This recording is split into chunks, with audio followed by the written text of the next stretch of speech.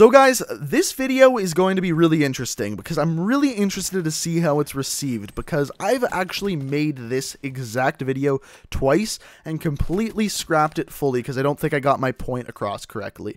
This video is going to be an episode of Versus where we're not looking at weapons, where we're not looking at attachments in Black Ops 3, but rather Black Ops 3 versus Overwatch, a brand new first-person shooter game made by Blizzard. Guess what? Blizzard and Activision, the people who make Call of Duty, are actually merged. Yes, they are technically one company because they merged together, and they both made these two games. So in many ways, these are going to be a great comparison, but at the same time, they are not a good enough comparison for me to just come out and say one game is better than the other. They're too different. It's like me coming out and saying, you know what? Call of Duty, it's better than Fallout, or Fallout, it's better than Call of Duty. The games are too different. Yes, they're both first-person shooters. However, one is a completely different playstyle than the other. However, there is extremely similar elements to these games that we're able to compare and talk about. And by the end of this video, what I want you to understand is what Overwatch is and how it compares to Call of Duty, because technically they're kind of made by the same company. One's Blizzard, one Activision, but they merged in 2008, and now they are what you have today. Now, another reason why I wanted to compare these games is they're both a certain variation of an arcade shooter. What's an arcade shooter? Well, an arcade shooter kind of originated from the whole Doom, Unreal Tournament, and Quake era back in the 90s. Now, these games were extremely fast first-person shooters where you killed a whole bunch of shit. Guess what both Call of Duty and Overwatch are? Extremely fast first-person shooters where you kill a lot of shit. There's other games, more tactical shooters like Counter-Strike Go and Battlefield. A little bit different, but in the same time, they have some of the same elements of both of these games. Now, the differences between these two games is Call of Duty is mainly a solo first-person shooter. For the most part, it's based on an individual effort, whereas Overwatch, it's based on a team effort. You don't believe me? Here's how I can prove it. If you look at a leaderboard for Call of Duty, it shows which players in first, second, third, fourth, all of that stuff. It shows your kills versus your deaths and how well you're doing in-game.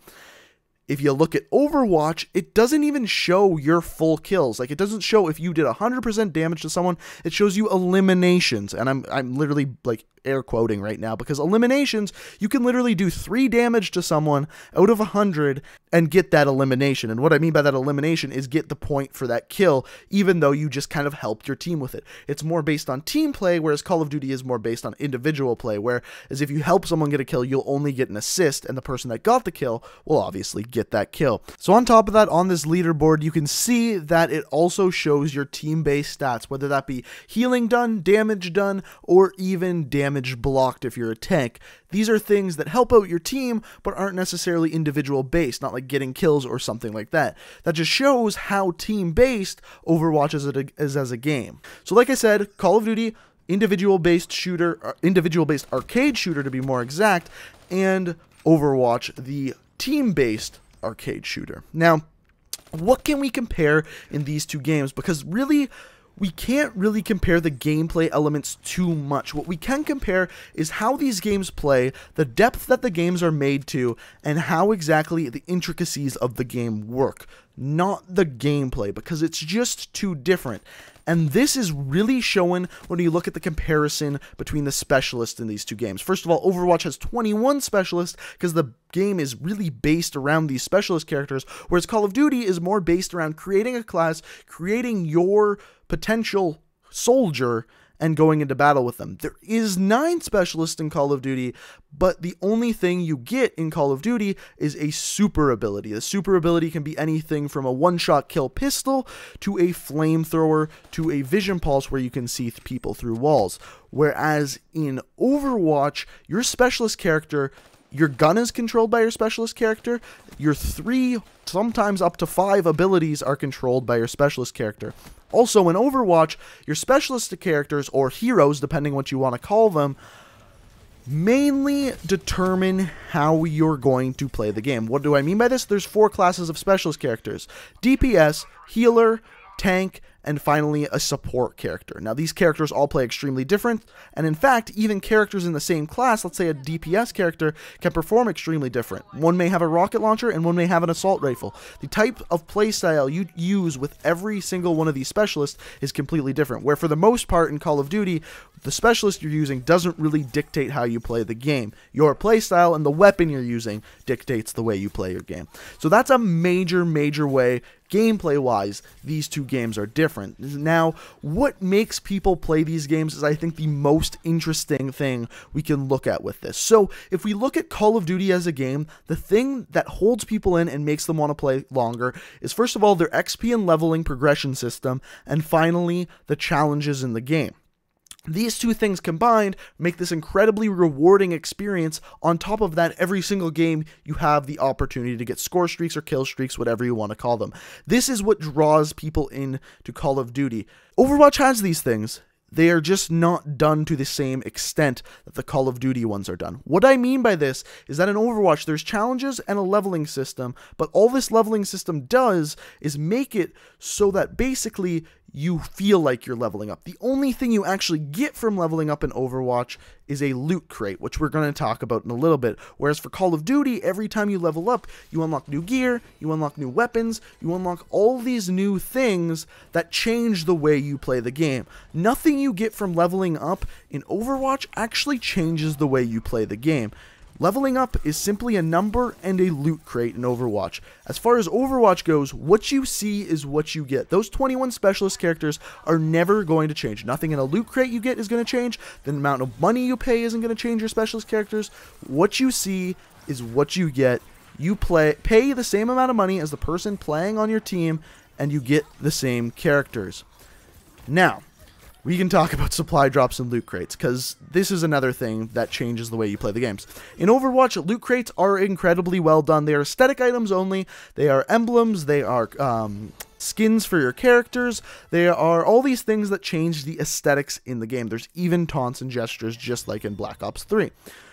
In Black Ops 3, there is aesthetic items, but now, as everyone knows in the Call of Duty community, incredibly controversial, there is game-changing items. Now, this is a huge thing, because Blizzard has come out and said that they only want these things to be aesthetic as of right now, because since you're paying for their game, especially in a type of game that's often free to play, they want everyone's level of game to be the exact same. They don't want any pay gates. They don't want any of that. In fact, any of the DLC to come out is going to be free. All you have to do is pay for the game, which is an amazing strategy. And in fact, it makes buying those loot crates less intimidating, because yeah, you're only getting aesthetic items, but the game you get is the game you get. And no one else is going to have anything different if they pay more money. If they do this, if they do that, it's always going to be the same, which is really nice. One thing that I really think Call of Duty should hop on board, because Call of Duty now, you have to pay for the game, you have to pay for the DLC, and you have to pay for the supply drops, aka loot crates, in Overwatch. Now, the final thing is competitive / leveling system, because really, the problem and only problem I have with Overwatch is the only thing to hold you in the game is the variance in specialist characters, so mastering every specialist character, and the buttery smooth gameplay, whereas Call of Duty has all these rewards like we talked about earlier, the leveling system, all of this. The one thing that's coming out next month in Overwatch is the competitive mode, and Blizzard said this is the thing they have put the most effort into. And let's face it, Blizzard has many games with absolutely fantastic competitive modes. We've got StarCraft, we've got Hearthstone, we've got all of these games that Blizzard does have these incredibly in-depth competitive modes that work incredibly well. And for the most part, games that are doing well these days are doing well because of their competitive modes. Look at League of Legends. Look at Counter-Strike Go. Both of those games are mainly competitive-based games, whereas Call of Duty is mainly a public match games. I know there is a large competitive community, but let's face it, 90% of Call of Duty players are playing in public matches. Where if you look at Counter-Strike, I would probably say 80 to 90% of players are playing in competitive matches. It's very different. So with competitive coming out next month in Overwatch, it's going to be interesting to see if that's what holds players in the game. Because as of right now, when you level up, all you get's a loot crate. You don't get anything special. But if they put in an awesome competitive mode, and when you win games, you get to level up then and get this awesome emblem and get to move up in a ladder like an ELO or MMR kind of system like we've seen in like first-person shooter games like Halo before, like Counter-Strike before. That would be really cool, and that would really engage and trap players into playing their game, and I would really love that. In fact, that's one thing I'd love to see come to Call of Duty. I know they've had it in Black Ops 2.